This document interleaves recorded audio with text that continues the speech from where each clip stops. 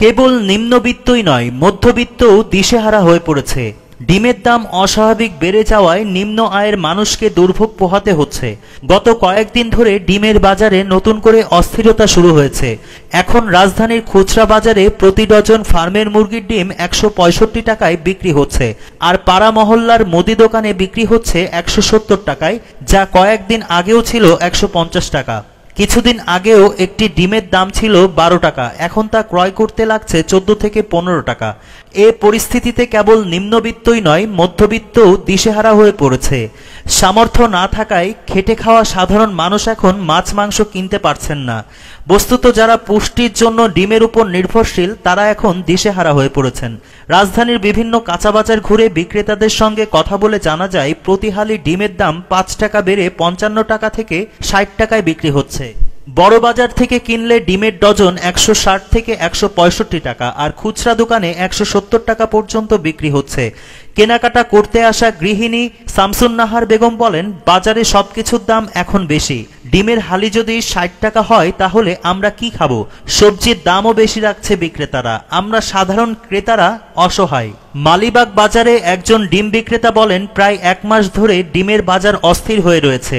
ফার্মের মুরগির একটি ডিম পাইকারিতে কিনতে হচ্ছে ১৩ টাকারও বেশি দামে। সামান্য লাভে বিক্রি করলেও প্রতি ডজনের দাম ১৫০ টাকা ছাড়িয়ে যায়। এর মধ্যে অনেক ডিম ভেঙে যায়, ফলে খুচরায় প্রতি ডজন ১৬৫ টাকার কমে বিক্রি করলে লোকসান হয়। রাজধানীর ডিম ব্যবসায়ী আব্দুর রহমান বলেন, উৎপাদন খরচ নির্ধারণ না হওয়ায় ডিমের বাজার পরিস্থিতি সম্পর্কে কোনো ধারণা করা যাচ্ছে না। খামারিরা বলছেন, মুরগি খাদ্য ও আনুষঙ্গিক ব্যয় বৃদ্ধি পেয়েছে। ডিমের দাম বাড়ার ক্ষেত্রে আমাদের কোনো হাত নেই। পাইকারি ডিম বিক্রেতারা বলছেন, বাজারে ডিমের সরবরাহ কিছুটা কমেছে। এছাড়া এপ্রিল মে মাসে প্রচণ্ড তাপ প্রবাহে ক্ষতির মুখে পড়েছেন খামারিরা। অতি গরমে অনেকের খামারে মুরগি মারাও গিয়েছে, যার প্রভাব পড়েছে ডিমের বাজারে। প্রান্তিক খামারিরা বলছেন, ডিমের কর্পোরেট ব্যবসায়ী ও আড়তদারদের পুরনো চক্র সক্রিয় হয়ে ওঠায় বাজারে এই অস্থিরতা তৈরি হয়েছে। এ নিয়ে বাংলাদেশ পোল্ট্রি অ্যাসোসিয়েশন বিপিএ দাবি করেছেন, সারা দেশে হঠাৎ করেই সিন্ডিকেটের মাধ্যমে ডিমের বাজার অস্থির হয়ে পড়েছে। এর নেপথ্যে রয়েছে রাজধানীর তেজগাঁও ডিম ব্যবসায়ী সমিতির কারসাজি, কারণ তারাই সারা দেশের ডিমের বাজার নিয়ন্ত্রণ করে। বিপিএ সভাপতি মোহাম্মদ সুমন হাওলাদার বলেন, ডিম ব্যবসায়ী সমিতি এবং কর্পোরেট কোম্পানিগুলোর কারসাজিতে হুটহাট বাজার অস্থির হয়ে ওঠে। ক্ষুদ্র খামারিরা যখন ডিম উৎপাদন করেন, তখন কর্পোরেট প্রতিষ্ঠান কেন্দ্রিক চক্র দাম কমিয়ে রাখে। এ অবস্থায় প্রান্তিক খামারিরা উৎপাদনে টিকে থাকতে পারেন না।